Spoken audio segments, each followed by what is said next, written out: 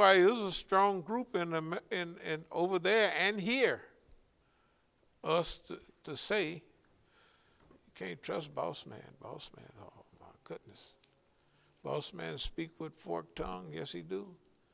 How the Indians know that? Because everything he said before, he go this way, they said, well, the white man, he's gone with all the land and all the resources. And if you discover oil on your land like in Oklahoma, he gonna come back and say, you gotta move over there. You talking about, you thought you're in the wilderness now, you wait till you get over there, but that's where you gotta go.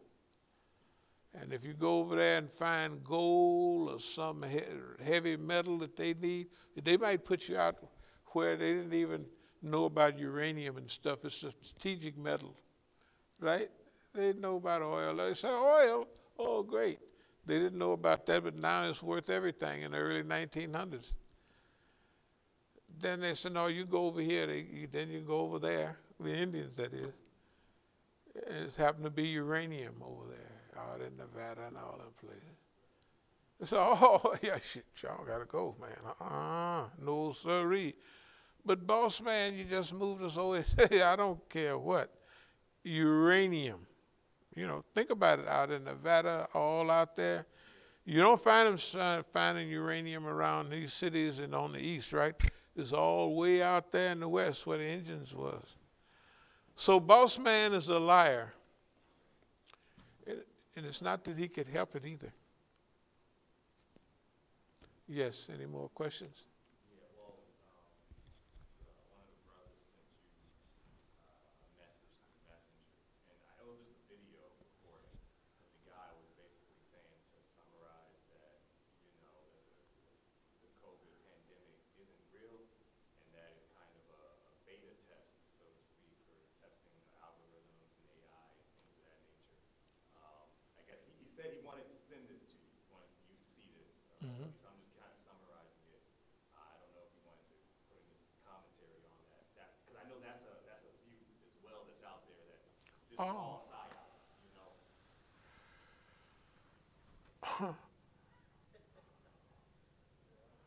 You know, let's go back to the Indians. Smallpox on blankets and all that. You know, the shaitan can't help it because he's a shaitan. He can't take a reformative course. You can't reform him because that's his way of life. The European, I'm not saying he's the devil, but there was some people that called him the devil, a doer of evil. And it's just a lot of stuff. So anyway, about this coronavirus, I just told y'all that I was not going to take anything, and I just wait. You know, it's not, any big deal. Technically, I don't know enough about it, but I don't like the math. 2.5 Negroes dying per white people. You know, sometimes 3. That's in this country and overseas. I don't like that math. I don't like that math. I don't like that math at all. And it ain't getting no better. You know, so we discussed biological warfare decades ago. Biological warfare is, you study the genome makeup of people, and you fix something specially that hit them. White man could be standing right next to him with such and such chromosomes, and it don't bother him. It just bothered the nigga standing next to him. Or the Mexican, whatever they are, the tribal people from all over the world. It hit them. We all got certain makeups, and they can design something, a designer killer, and it'll kill you in huge numbers. And just because the Negro doctors come and the Negro movie stars say, please take this, Well, you go and take it, nigga. I ain't taking none of that. You know, come see me in 50 years. Yeah, if it's all that good. You ought to be here. If you leave next week, nigga, it's because you took that juice. I just stick with, you know, no, I don't know enough about it, but I know the pattern of behavior of the system. The behavior of the system is always done that. Okay, so I haven't seen no difference in the behavior, the system's behavior, right? And then the people that's fixing it up a little bit, they might have tried to use it on them.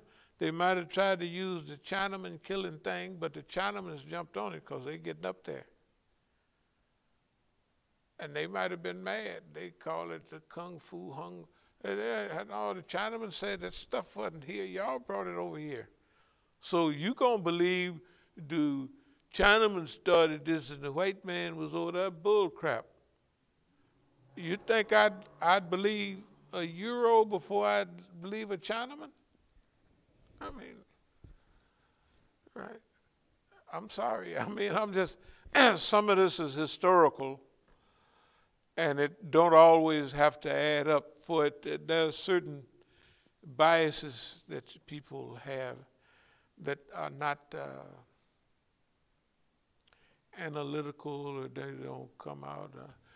But there's enough analysis here for me. In the U.S., 4.5 Negroes die over white folks. Excuse me, 2.5 Negroes over white folks.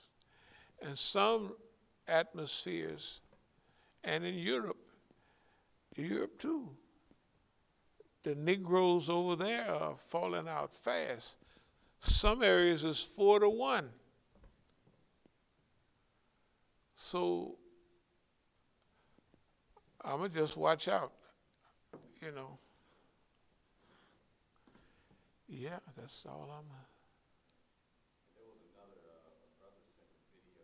It's of a looks like either Pakistani or Indian, and he's speaking about just I'm kind of summarizing. It's people like sending videos. I'm trying to. This is what they're sending you. Mm-hmm. And it's basically this Indian guy. He's speaking about how the immigrant community, they really, they kind of infatuated. Excuse me, just 1 second. Assalamu alaikum. Have you seen any of my combs? Like my purple comb, any of my picks? Suddenly I can't find them. Well, I have a few around, but I'll be coming down in a little while. I'll try to hustle you up one. Is it a purple comb? Purple? No. Okay. Only combs I have is black. All right. Yeah. Thanks. Okay. Bye-bye. Thank you. Anyway, what was they saying? Oh, yeah, he was just saying how, like say, the immigrant community, they, they kind of idolize black people, but only on screen. Right. You know, they're fans of Michael Jordan, they like Michelle, Barack. Yeah. But in the moment, if a black man walks in their living room, they get anxious about it. Yeah. And he kind of even delved into some of the topics you talked about in the past about how around the world people got a thing about dark-skinned people. He was talking about his own culture. Oh, Like Indo-Pakistani? Shoo, my they, goodness. They got a thing for, they don't like dark Pakistani women. No. So I don't know, maybe you could talk a little bit about that, and, that dichotomy about the immigrant community, about how they like black people on TV, just not in real life. Yeah, not in the house and where you okay. We call it. See, first, if back to the Indians, the Pakistanis, even the Persians, all people in the recent hundreds of years have moved to lightness. Okay. And it's a global phenomenon. And not only the lightness, but the formation of noses and lips and hair, all of those things. If you, Pakistanis, a light girl won't have, they'll marry her if she's 12 years old because she's light. No, they have it worse than Negroes do. Yes, because remember in that culture, Dravidians and the untouchables and all of that. Shoot, in Pakistan, you find the guys sweeping the dirt and all that usually will be darker, almost all the time. Okay. They know they have it, but they don't feel like it's anything particularly wrong with it. But if you got a light child, and it's a girl, you don't have to worry about her getting married. And they don't have bride prices, but she's top. She's gonna get it, okay? Now, that's the sadness of placing quality and color. For some things, the color might have something to do with quality, like watermelons and other stuff. You look at the color and you look at certain flowers. The color has, the color has something to do with it, you know. Okay, now, with people, it don't have anything to do with who they are when they're born. But as the society goes along, the society is going to invest in some and they're going to take from others. They're going to invest in lighter, this type of person. They do. Black people do it, all the people. They don't, if you're talking about Indians, you ought to see Negroes. You know, school days, they almost got it bad at school. I don't know if you ever saw that. That's that movie where that guy goes to college. Yeah. Yeah, school days is just what black people do, and they hire yellow girls and all of that. But now, you know, if that was 40 years ago, 30-something years ago, the society done changed. Mixed race children are like, then there was a few, but now it's like common. The farther you go back, it was in New Orleans. If you look at pictures of slaves, we were a black people, real black. Okay. You look at black people by the 20s, or if you look in the dancing girls or the movie girls, they had that brown paper bag test for them. Hollywood had it too. So you think about, you didn't see any dark-skinned women unless they were playing maids and stuff like that, right?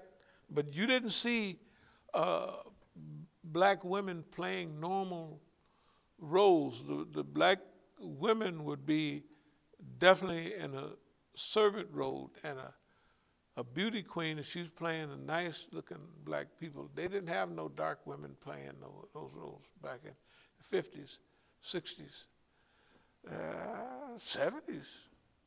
They just didn't do it. 80s, they didn't do that, okay? Now you get a few little, like the lady just died, Cicely Tyson and a few more. They were darker skinned, but do you remember the lecture I gave in South Africa? And Dr. Kaleem Siddiqui was saying that I had spoke on race. Oh, yeah. And we never knew. He said, he was saying that's the deepest lecture that he had ever heard. And he was saying, we all know about race. And we're here in South Africa, the racial epicenter of the world at that time. Said it, but this man right here, he done laid it down. He done brought out stuff we didn't even have no idea about the inner workings of it. So on the question of race, I would have to say that one of the best conversations I had about it was in New Orleans, when this guy, the Negro that had to, I think was his name, and he was super light with and everything. And I had the experience I had in New Orleans, the epicenter of the brown paper bag test or the light paper bag test. They ought to get something like this so you can't get in unless you, the manila. But anyway, I was on Canal Street, I'm telling you. So I'm standing there with